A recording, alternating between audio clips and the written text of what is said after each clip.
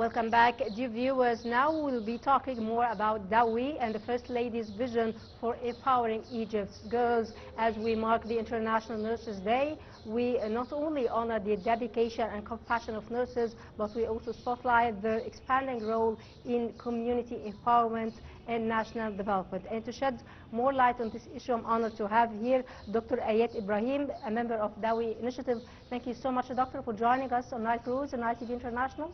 Thank you so much. Thank you, Doctor. First, I would like to know more from you, a brief introduction to INSA. So, my name is Ayat Ibrahim. I'm the PR, international PR for INSA. INSA is the International Nursing Association for Alumni and Students. We started 16 years ago. We were just students having a dream of having empowerment for nurses in Egypt. And now after 16 years, we're working with many international NGOs, UN agencies, as well as the many national councils here in Egypt as well. We started with our vision and mission. Our vision is to be the best nursing association in Egypt and hopefully in the world as well. And our mission is to empower the nurses to get in the policy making and to empower them to improve the profession itself.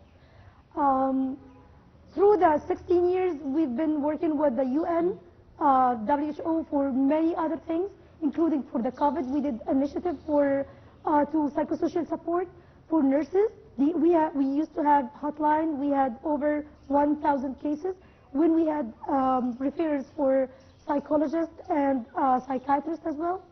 And now we're part of Dawi, and Dawi is the initiative from the First Lady.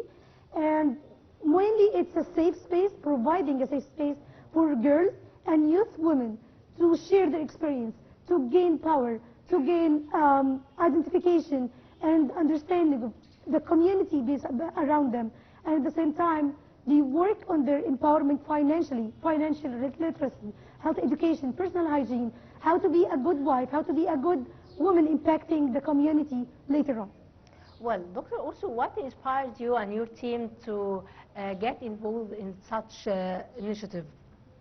We always believe that nurses have lots of things to do. So we're not just bedside nurses, but we have to go for advocacy for the community, especially if we find that support from the First Lady. So we started having this empowerment. So we had something called the ambassadors.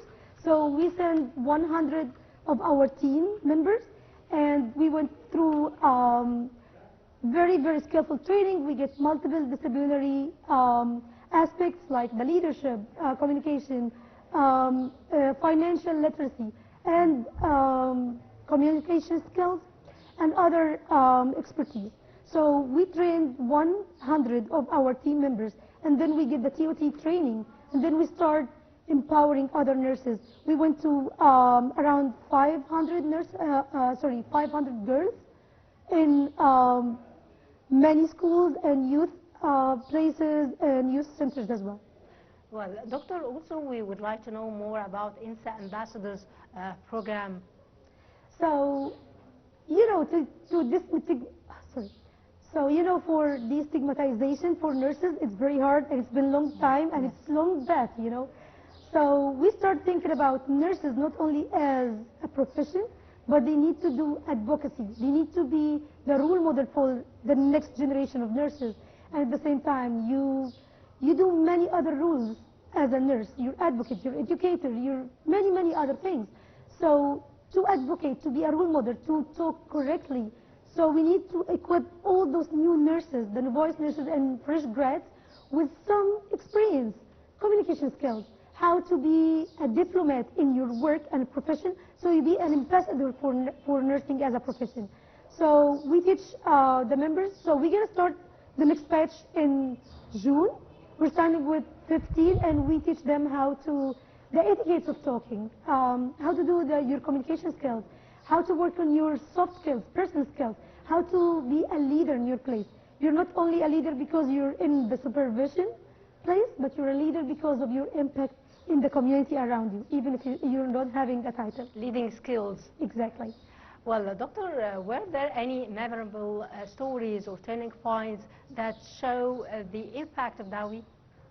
Well, Dawi is very big. So I remember because we went um, one of our initiative activities were in Tel Kabir, which is affiliated to Sharia governorate, and we had nurses from all over the governorate talking about the empowerment of nurses, the personal hygiene, and how you get this small girls, tiny girls, having the whole future in front of them, and asking these questions with some safety. They feel safe and secure. They are not judged. And the impact of the pre-questionnaire that we did and post-questionnaire, and how they transferred from their literacy to be knowledgeable and to be ready for the future. Well, also, Doctor, I would like to know more from you. What kind of training or workshops the ambassadors, young or the youth ambassadors, receive in order to ensure their outreach is effective?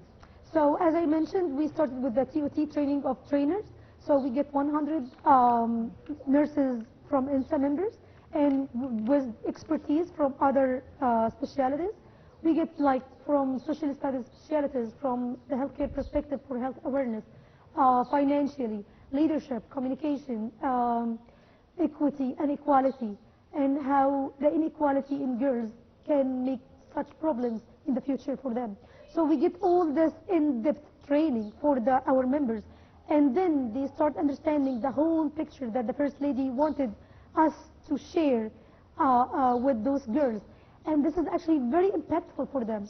And we still keep in touch with those girls and see how they are doing great in their lives and how they start their own projects, start their own lives, and impacting other girls in the same category, the same age, to be better and better. Great. Dr. Ayat Ibrahim, a member of Dawi Initiative, I would like to thank you so much for coming today and for your information. Thank you so much, Doctor. Thank you. Thank you so much. And dear viewers, a short break and we will be back, so stay tuned.